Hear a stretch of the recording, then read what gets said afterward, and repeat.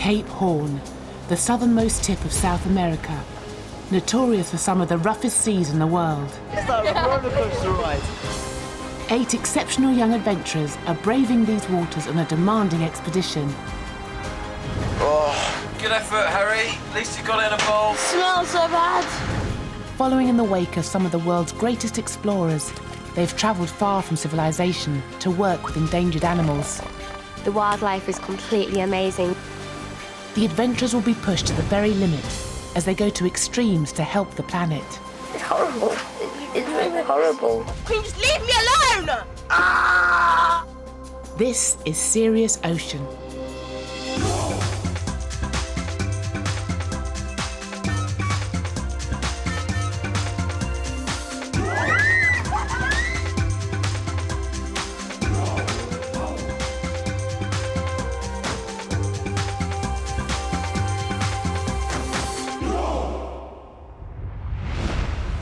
On deck. Coming up, 30 seconds on deck. Go. preparing for disaster, Oh my God. trapping animals to save the environment, It's quite horrible though. and confronting the mighty Cape Horn. I really don't feel well. The Ocean 8 are getting close to the end of their epic 4-week voyage, sailing in the remote waters of Tierra del Fuego in southern Chile. They've taken part in many unique animal projects along the way and have just completed the first survey of one of the world's most southerly glaciers to check on global warming. Now they're preparing for the climax of the whole expedition. In a day's time, they'll head out into the huge seas of the Drake Passage as they attempt to become one of the youngest teams to sail round Cape Horn, finishing their voyage in Ushuaia in Argentina. We want all of the team to take all of the lessons learned from the last 3 weeks and put that all into play, and they will need to. Now they're working together a lot better, but they've got to keep going, they've got to keep it up. Before such an extreme challenge, Ben and Polly have a crucial last exercise up their sleeve. They spring it on the unsuspecting adventurers at 2 in the morning. Balance ship, let's go. 30 seconds on deck, go. Quick, grab your boots, on deck, go. 2 minutes. The leaders want to see how the team would cope if there were a real emergency on board. Go. Yeah, you got 30 seconds, move. Grab your oarskins on the way out, on deck, go. On deck, go. Go. In their panic, many of the adventurers come on deck completely unprepared, not even managing to grab their warm jackets. Just get up those stairs. That was a drill, okay? Okay.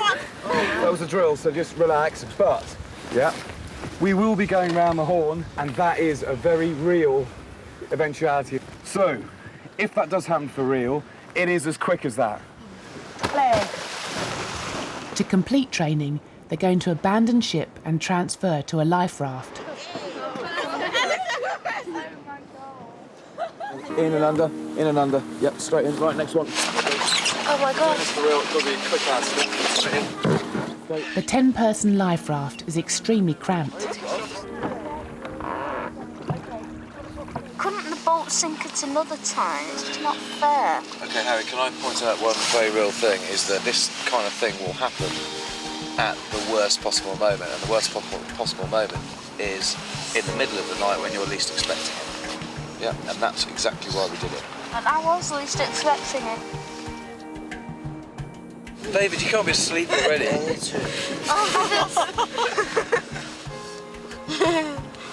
Could you lift your foot up a second?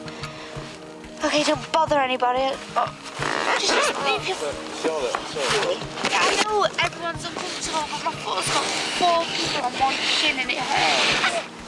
We're already after 5 minutes going, all legs on mine. Yeah. Can you imagine spending days and days, possibly weeks on here? Yeah, in a real survival situation. Before long, the uneven bobbing motion of the raft makes several of the team feel unwell. I feel really sick straight away. I feel sick.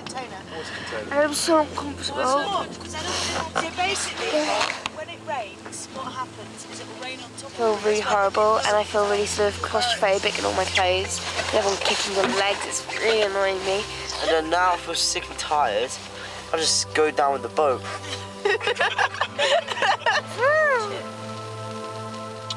Try and put our legs up as well.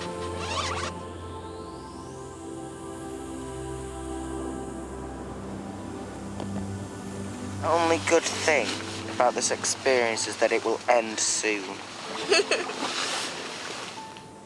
After an hour on the raft, the leaders signal to Valhalla for the exercise to end. So maybe step up. Okay, Katie. So seasick in there. Oh, there's another glove there. Why aren't I balanced? It was really useful, to be honest. It just gives you the incentive not to crash the boat. Because I'm not going back in one of them. Throughout their voyage, the adventurers have been lucky enough to witness one of the world's most unspoilt wildernesses. And before they set off for the Horn, they have one final environmental project, highlighting a major threat to this spectacular region. Surprisingly, it comes from a cute little creature, the beaver, best known for its incredible ability to build dams, chopping down trees with its razor-sharp teeth. The root of the problem is that beavers are not native to Chile. A handful were brought here 60 years ago for their valuable fur, and they're multiplying out of control. Scientist Chris Anderson works to protect the habitat. The reason the beaver is a pest here is because there are no natural predators. The beaver, since it was introduced in the 1940s, is actually deforesting large areas of the islands that you've been sailing through, and sometimes you can't see it because they can be hidden behind even little hills. The adventurers head into the forest to see the scale of the damage. The area has been devastated by a colony of just 7 or 8 beavers. I had no idea it was going to be this big. This is terrible. There must have at least 100 trees, 200 trees are now dead. And the place is just completely swamped, so it's really, really horrible. Being here for 3 weeks now and seeing the most beautiful things and knowing that it's getting destroyed is very bad. I can't believe how much damage they can make here. Across the region, there are now thought to be around 100,000 beavers, and the population is growing rapidly. All of this absolute unique habitat is going to go. And so that's why they need controlling. And the only way really to control beaver in this particular area from various different projects that's been done and surveys is to actually eradicate them. The scientists use humane traps which kill the animals instantly. And they've set some near each of the dams built by the beavers. It's absolutely amazing that they can engineer this themselves. It looks like something a human would do. It's just put together so well. Suddenly, they spot something in the water. What? One of the traps has done its job. It's an upsetting sight for many of the adventurers. It's not nice to look at. Yeah, it's not a joking matter, but that is a step in the right direction to restore this habitat, or at least make a start, okay? I know we have to kill them, and I know it's a good thing that we found one and everything, but it's really sad. It seems unfair to kill it when it's actually our fault, but it has to be done. We're helping Tierra del Fuego restore back to its natural place, and it's destroying it, so we can't really be that sorry for them. It just kind of seems ridiculously unfair that it had to get to this point, really. This is what they did to survive. How can we blame them for doing that? It's important that you understand conservation is not an easy thing. It's not just about bunnies and feel-good things. It's also about taking hard decisions. And all the things you've said are right, but nothing in conservation is easy, so we have to make these hard decisions sometimes. Before they leave the area, there's one last task. They're going to do some dam busting. Bottom stuff out first, fling it, disperse it out nice and wide, either side, and then let's get this water flowing again. Help one another, Harry, get a hold of it. Yep, pull that out of the way. It's a tough job dismantling the dam, a tribute to the beavers' astonishing building skills. Whoa. Come on, Earthy, give him a hand with that big toe. The hope is that with the water drained, the forest will slowly recover. Scientists want to repeat the operation on a massive scale across the whole of Tierra del Fuego, before this unique region is spoilt forever. Back on Valhalla, the team decide to cook the beaver rather than waste the meat. Oh. But seeing it gutted on deck leaves Robin feeling uneasy about her involvement in the beaver culling project. It's not the easiest feeling knowing that you've helped kill an animal, and the fact that if this expedition hadn't happened, they would never be able to get to this area, and they would never be able to kill the beavers. So somehow I feel like it's my fault, and I feel like I've killed the beaver. Then maybe another 100 years would we be sitting at one called this greenway? Yeah, no, it's Or would really it be awkward, just isn't rubbish like it was where we were? When the beaver is cooked, it has a strong and not very pleasant smell. The smell is really putting me off. Smell? What's wrong with smell? I've donated my beaver to Connor. Why? Because I find it truly, honestly disgusting.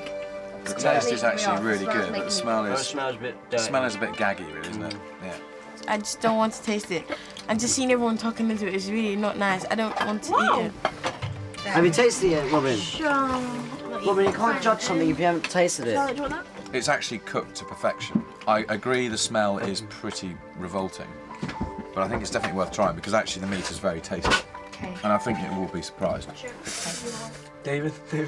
Yeah, I haven't been myself to chew that. Butchered it. It's amazing. No tuna. So, I expect it to be really, really horrible, but it's really, really nice. It's like a steak on a stick. It's the team's last supper before they take on the biggest challenge of their lives. Conquering the Horn is seen by many as the Everest of the yachting world.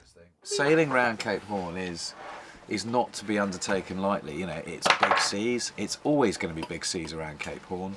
So it is going to be a roller coaster ride. So that means you're going to be over here 1 minute and then you're going to get flung straight across the other side of the boat.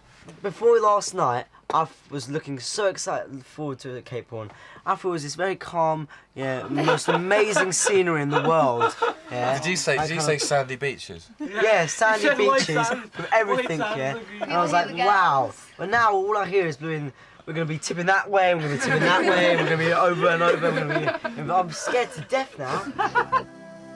From Glacier Chloe, the sail to Cape Horn is expected to take around 20 hours, and the expedition has to wait for a weather window when it will be safe enough to take it on. It's lunchtime next day when they finally get the green light to set sail. Ahead lie some of the biggest seas on the planet. I'm really nervous about doing it all just because of the history of the Horn. It is very dangerous. I'm going to be really, really scared about it, but I'm going to try my hardest just to pull through it. I'm feeling really excited because I really want to enjoy this last bit, but if I'm seasick, I know I'm going to hate it, so I'm just a little bit worried.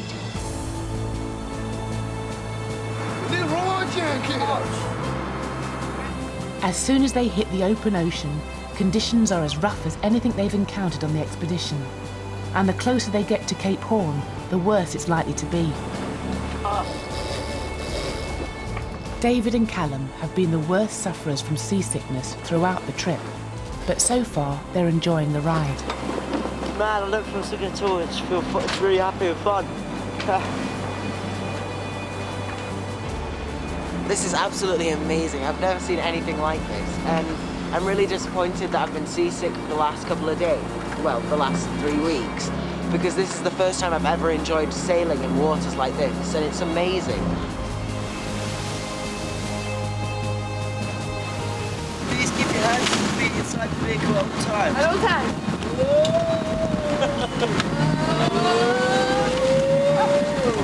God, if I sit and not do this, I'm going to be so ill.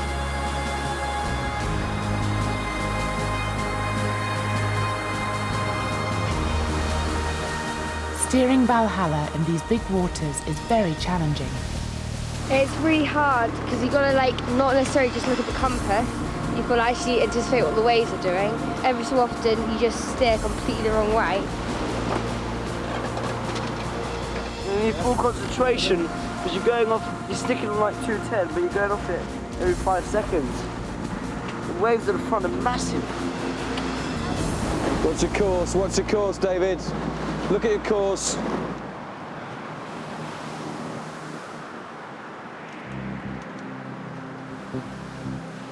Sadly, after the early high spirits, the ocean swell starts to take its toll on Callum and David.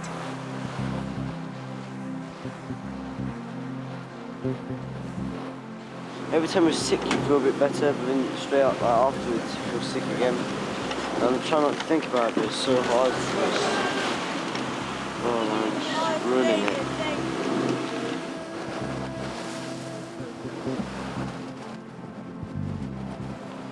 And not feeling brilliant at the moment.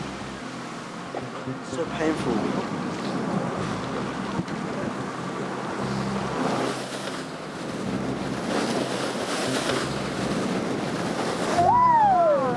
Oh, look at that. We've sighted some Peel's dolphins. I don't know how they can go in and out of this. I'd be pretty scared if I was in there. Our entertainment system died. David kind of died. Well, he's been ill, so I'm glad the dolphins came out.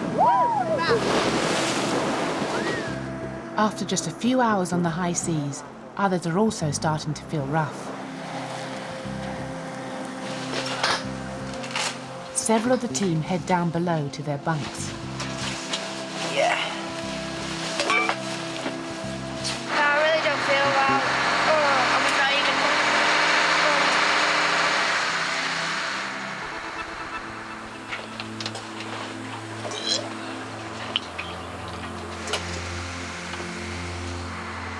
The adventurers have been split into 2 teams to crew the boat in 4-hour shifts.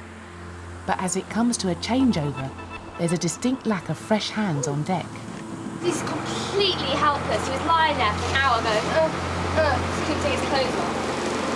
How's Charlotte? Charlotte's doing all right. It's okay, Charlotte on deck. Yeah.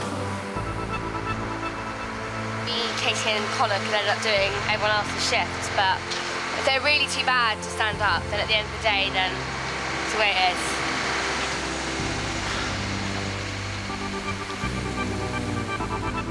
David is too weak to get up, so Sybil offers to empty his sick barrel. Are you done? Oh, Do you want another bowl? I can't shop with you. The leaders are impressed with how all the able bodies are mucking in, even on the least pleasant jobs. Sybil, you're a star. Okay. Just get in and stay low. That's it. Good stuff.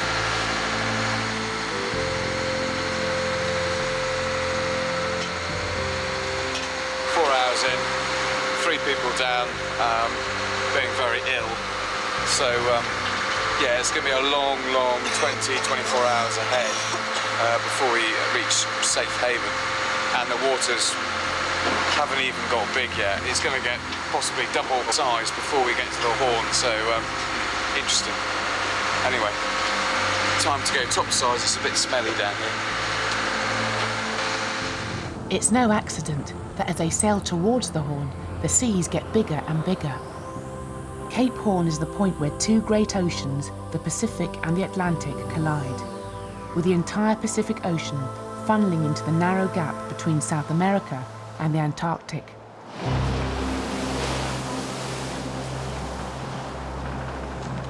Sailing through the night, they edge ever closer to their goal, with the wind and the swell increasing all the time. As dawn approaches, they've just 30 miles to go, a sail of about 3 hours, and the huge sea is like something from another world.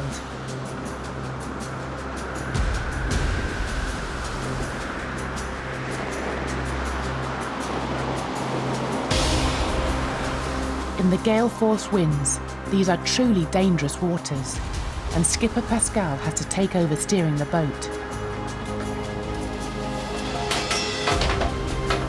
Come out of the way, just sit down, yeah? Sit down. Right, don't mind, get your feet in the legs. Hold on, both hands on the rail. From here on in, only the most experienced sailors will take the helm.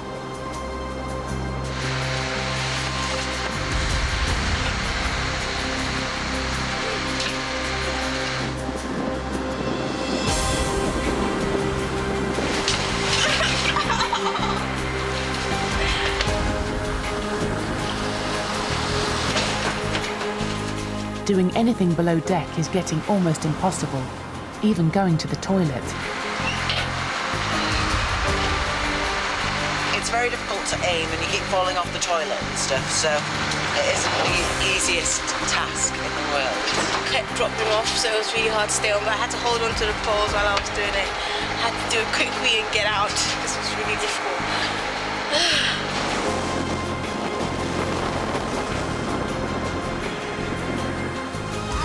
While Harris felt a bit sick at times on the expedition, he's never actually thrown up. I'm not going to be sick. I have to keep up my 100% record. But Cape Horn gets the better of him. Good effort, Harry. At least you got it in a bowl. An hour from the Horn, Ben calls all the Ocean 8 on deck. I'm feeling much better about today than I was yesterday. I don't feel ill at all at the moment. And this is the most amazing thing I've ever done in my life.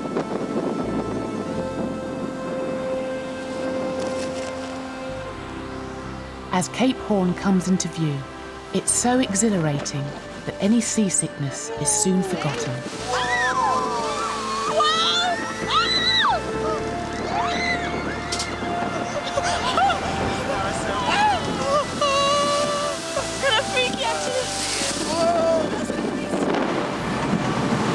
Scary but so fun. I'm feeling absolutely fine now. I can't believe that's Cape Horn over there. That's massive. Whoa! It's like a roller coaster ride. Longest roller coaster I've ever been on.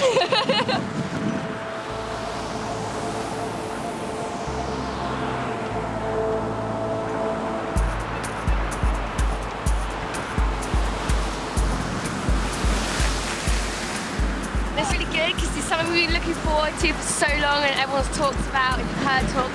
You've been scared about it for so long. Come on, David, feel the speed. It's quite cool. Nice. Just flow with the wind.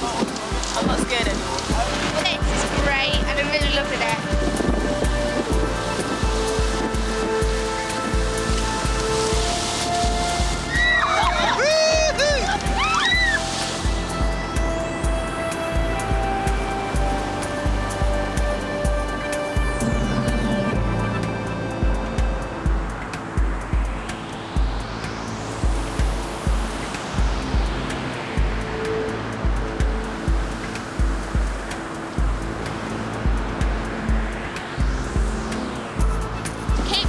Absolutely fantastic. I never expected it to be this big. It's absolutely brilliant. It's awe-inspiring. It really is. It's just fantastic. And the waves there as well. They're just brilliant. Cape Horn is absolutely immense. It's like something out of a movie.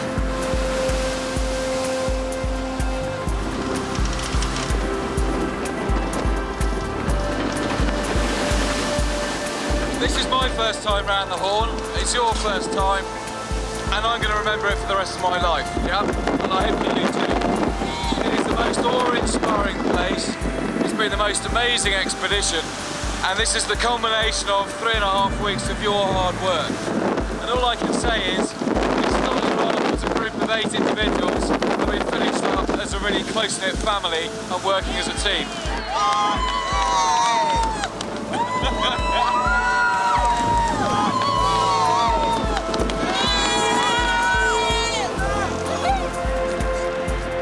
On top of the world, I can't believe we've done it. It's just, honestly, I've never had this kind of high before.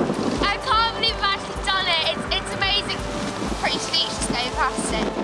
It's awe-inspiring. As Ben said, it's just like so brilliant. It's just fantastic to see, and it's just it's the best. It really is just the best.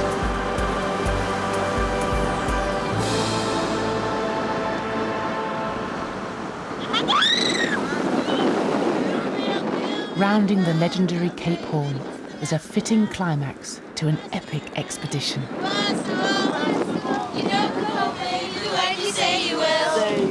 I'll let you still. I need you more than anyone does. The adventurers have successfully completed a month-long voyage of discovery in one of the harshest environments on Earth.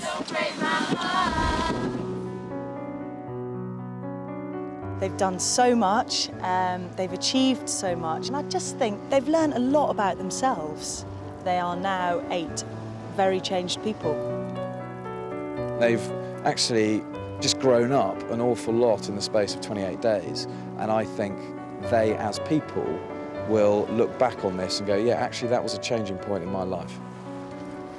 No one has changed more than Sybil. In the early days of the trip, she was full of anger and hostility. No! Can you please leave me alone? I'm trying to fix my bed up. Can you just leave me alone? Oh, I can't take it here. This expedition's been an eye-opener for me because it's shown me that I don't have to be angry all the time. I can just relax and just take it, and that there are different people in this world I'm just going to have to get used to and understand. You have to see the good stuff in everyone. This is something else, and this is an achievement if I get up this thing. I don't have to give up in anything I do. I can carry on, like, no matter how much pain I'm in, I know I can carry on and keep going strong. I would rate the trip a complete 100 million out of 10. I've experienced stuff that so few people do in the world. It's challenging, but the most rewarding opportunity I've ever had, because everything I did in the end made me feel good about myself. Oh my gosh. It's been amazing in so many ways, and yeah, we have had our bad times and we've had our little petty arguments, but the good times made up for it, definitely. It's been just unbelievable. Can't lie and say that I enjoyed every second of it, but at the end of the day, without the low points of the trip, you could never have had the high points. I've had so many of those. It's just amazing. These memories are going to stick with me forever. The stuff that we've done on this trip is just it just sounds unbelievable. And if I had to rate it on any experience I've ever had, it's number 1 every time. Although some moments have been really, really hard, the feeling that you get at the end of it is amazing. If I had the choice, I'd stay here for another month. Still can't get over the things I've actually done, getting close to elephant seals, stroking albatrosses, scuba diving, climbing a glacier. I've done so much. I'm going to be telling this story over and over again to everybody I know for the rest of my life. I just feel so privileged to have been a part of it. This has been the best thing I've ever done in my entire life, and it'll stay with me forever.